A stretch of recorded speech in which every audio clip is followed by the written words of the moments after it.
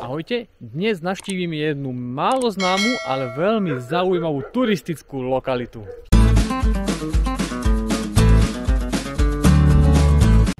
Dnes sme navštívili Bredku, kde si prejdeme naučný chodník cez prielom Muráňa.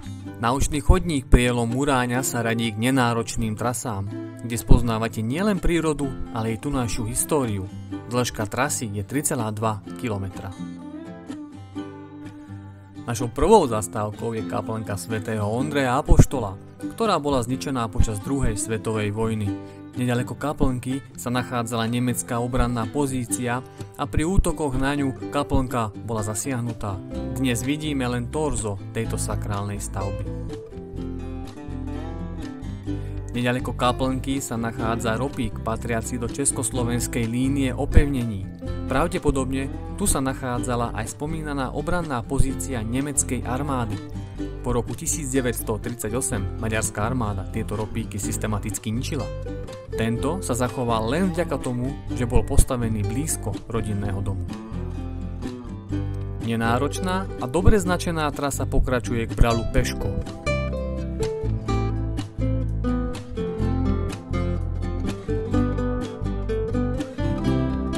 Pre mňa najzaujímavejšou časťou celého náučného chodníka je 17 metrov dlhá a voľne prístupná jaskyňa Peško.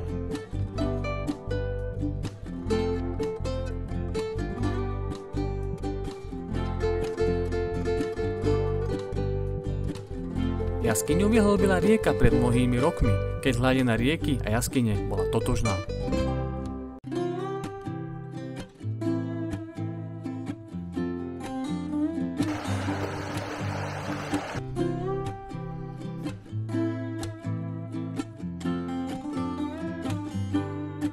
Přátelé, kamarádi, ideme točiť aj slovenské videá, nakoľko mám veľa priateľov známych, ktorí by si pozreli moje videá, lenže nerozumejú po maďarsky. Tak som sa rozhodol, že niektoré videá natočím aj po slovensky. Ja tieto videá točím pre svoju radosť, pre svojich kamarátov, pre svojich známych, ale aj pre každého, ktorý by si rád pozrel nové miesta, kde sa môže troška potúľať, niečo nové zažiť. Takže tieto videá budú pre vás. Budem rád, ak tento kanál budete sledovať a ak dáte like a tieto ostatné všetky veci, ktoré sa tam dávajú. A stretneme sa, dúfam, že pri mnohých zaujímavých videách.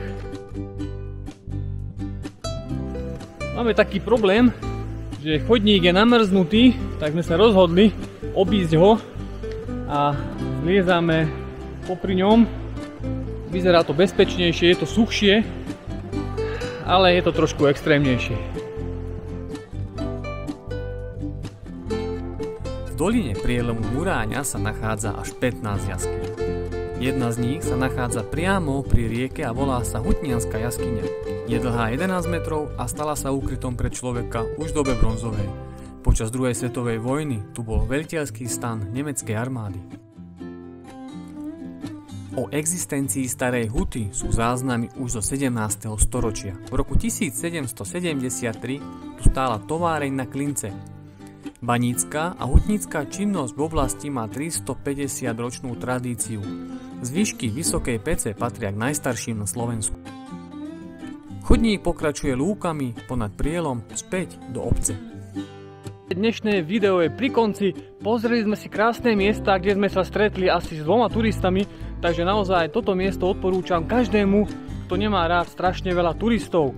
Ja vám ďakujem, že ste dnes boli so mnou. Ak sa vám video páčilo, tak dajte like, zdieľajte ho so svojimi priateľmi, aby sa oni dozvedeli o týchto krásnych miestach a stretneme sa na budúce. Ahojte.